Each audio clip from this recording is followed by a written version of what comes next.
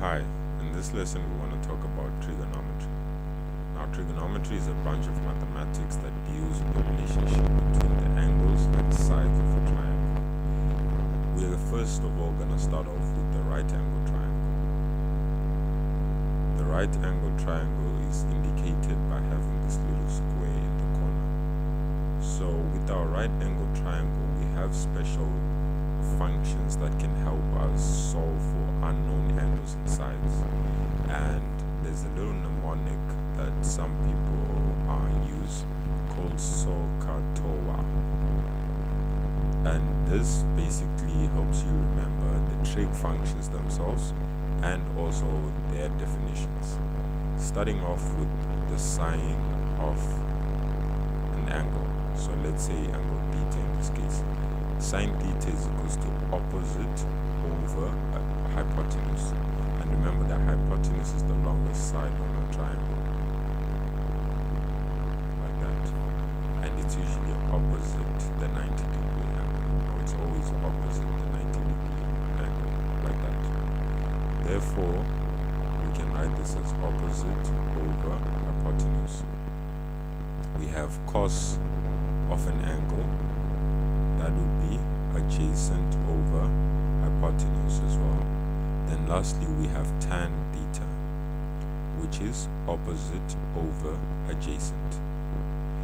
Now, these three trigonometric functions help us to solve for unknown angles, all sides. And the opposite and adjacent always refer to which angle we are talking about. So if we're to personalize this a bit more, let me try and make space for it. So having this diagram over here, we are gonna now say solving for theta. Which angle are we gonna use as theta? So we can use angle B as theta. So this is our angle B.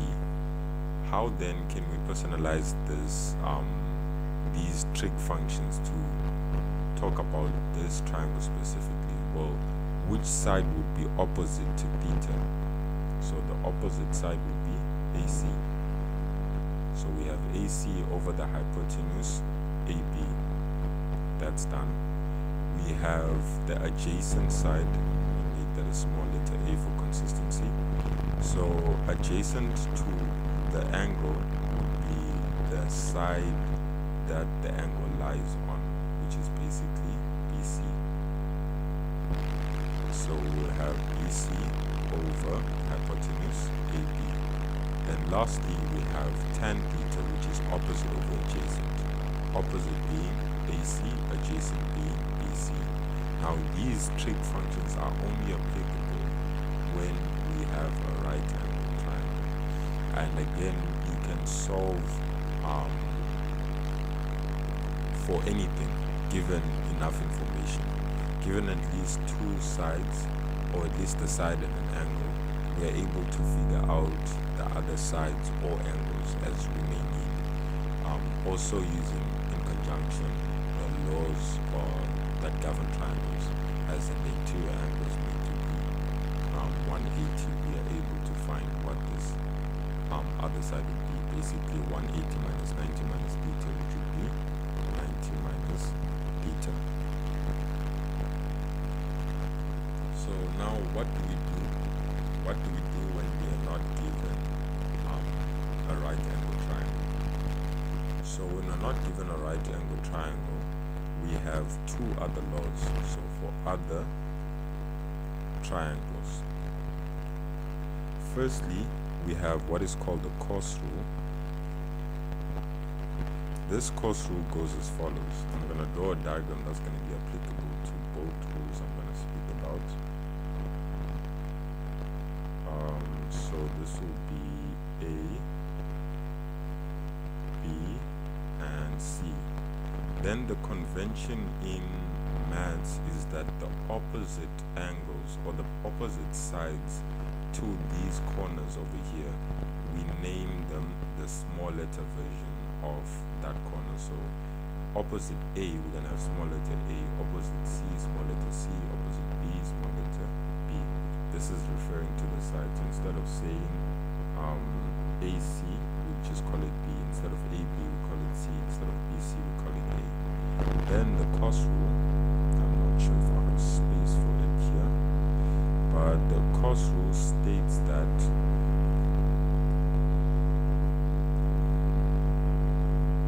we have a squared is equal to b squared plus c squared minus 2bc cos a, like that. So a, b, and c are these sides, a, b, and c. Angle a will be this angle a over here. So the way I like to think about it is that this is the central angle, and the sides that form that angle are b and c. Then the side opposite that angle is a. So that's how you use this formula. We can actually substitute values into this, and you would be able to see how it works. But before we do that, let's discuss the other rule, which is the sine rule. Now the sine rule can either be written as a over sine a is equal to b over sine b is equal to c over sine c. Or you could swap this and have sine a over a is equal to sine b over b is equals to sine c over c. So you can swap the numerators and the denominators. Then this is about it. So these are the ones that you use when you're not given a right angle triangle. And the cos rule is used when we have two sides and an angle, and we want to find the third side of the triangle. So that's when it's most applicable, given two sides and one angle. We use this formula. As for the sine rule, it's mostly used when we want to find a missing side or angle given at least two sides and two angles. So for the sine rule to be applicable, you only need this part.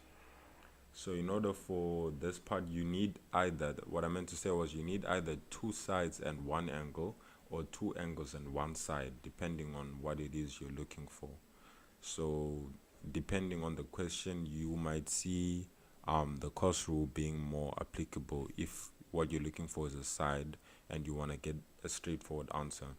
But even the sine rule tends to be less work if we have enough information for it. So given two angles and you're looking for a side, then it would be more preferable for you to use the sine rule. But yeah, these are the two rules that govern non-90 degree or non-right angle triangles.